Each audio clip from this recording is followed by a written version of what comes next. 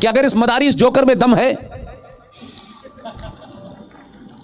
तो आप एक काम करें ना, आप कहते हैं कि इस देश का हिंदू फेनेटिक है, कट्टरवादी है, ये जो है इस्लाम को जानता नहीं है। एक एवरेज मुसलमान से आप बात करिए, आपने कुरान शरीफ नहीं पढ़ा, वो ऐसे पूछेगा आपसे जैसे वो पढ़ के ही पैदा हुआ था। देश के ट्रैफिक रूल पिछले 50 साल से बताए जा रहे हैं, वो उसे नहीं पता चल रहे, लेकिन सीएए पढ़ लिया उसने। जो तुम धमकियां देते हो, जरा कुरान शरीफ के पन्नों को पलटो, उसी में लिखा हुआ है जो आया है उसके जाने का वक्त तय है, जगह भी तय है। तुम्हारी औकात क्या है जो तुम किसी को उसके बस से पहले भेज दो। इसलिए धमकियां वही देते हैं जो कमजोर होते हैं। ताकतवर आदमी धमकी नहीं देता है। ताकतवर आदमी आता है, किताब उठाता है, पार्लियामेंट में जाता है और 370 समाप्त हो जाता है।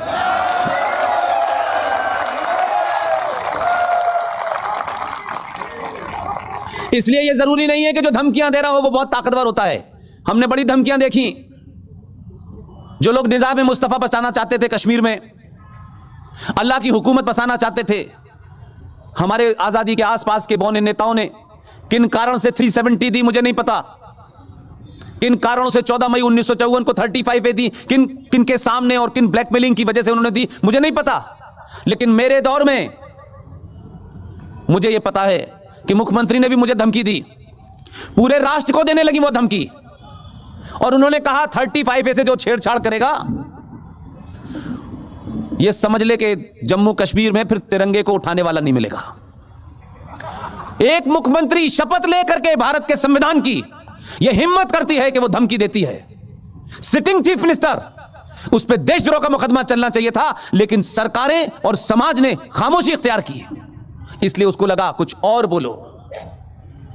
कुछ लोगों ने नजरअंदाज कर दिया, उसने दूसरा बयान दिया मुख्यमंत्री होते हुए। अगर इस पे फैसला आ गया, जबकि 35 की सुनवाई भारत की सुप्रीम कोर्ट में चल रही थी, यह विश्व हिंदू परिषद के ऑफिस में नहीं चल रही थी, सुप्रीम कोर्ट में सुनवाई चल रही थी। वो जजे को चैलेंज कर रही थी, इस देश की न्यायपालिका को चैलेंज कर रही थी।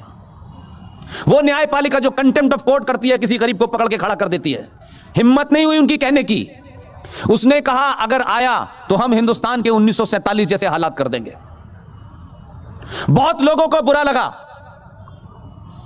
मैंने कहा आपको करने की जरूरत नहीं है, हमने जो आदमी भेजा है वो 1947 से हिसाब लेना शुरू करेगा।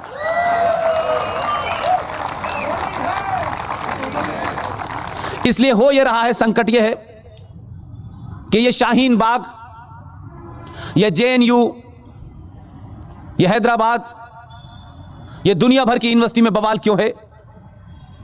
लोग क्यों चिल्ला रहे हैं? क्या उनके अंदर बदहवासी है? उसको समझने के लिए आप यहां से शुरू करें।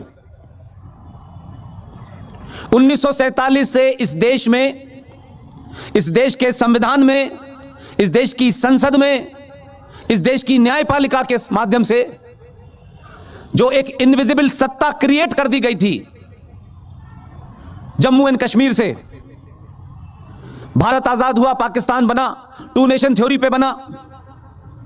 लेकिन उसके बाद भारत की धरती पे आपने जम्मू कश्मीर का एग्जिस्टेंस भारत के संविधान के खिलाफ जाकर के जो धाराएं आपने दी, जो कंसेशन आपने दिए, आपने कहा कि वहां प्राइम मिनिस्टर की मांग होगी, प्राइम मिनिस्टर होगा। आपने कहा वहां के असेंबली की 6 साल की उम्र होगी, अच्छा साहब ये भी हमने माना।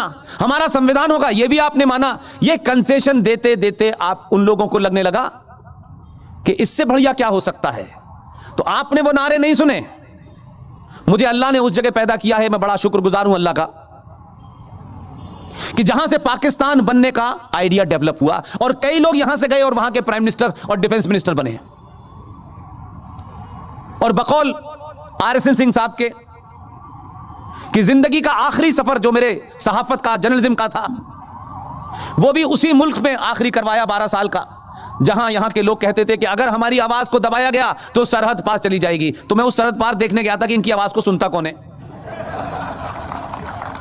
वो मेरी जिंदगी का, प्रोफेशन का आखिरी असाइनमेंट था। उसके बाद मुझे नहीं मालूम कि मेरी जिंदगी में आर सिंह जैसे लोग, जीडी बख्शी जैसे लोग, सुशील पंडित जैसे लोग कैसे इतना मुझे मुतासिर कर देंगे, कैसे इतना इन्फ्लुएंस कर देंगे कि इन लोगों ने कहा कि कुछ ऐसे मुद्दे हैं देश में जिस पे लोग बोलने से डरते हैं, कतराते हैं, आप कुछ मुद्दों को उठाइए।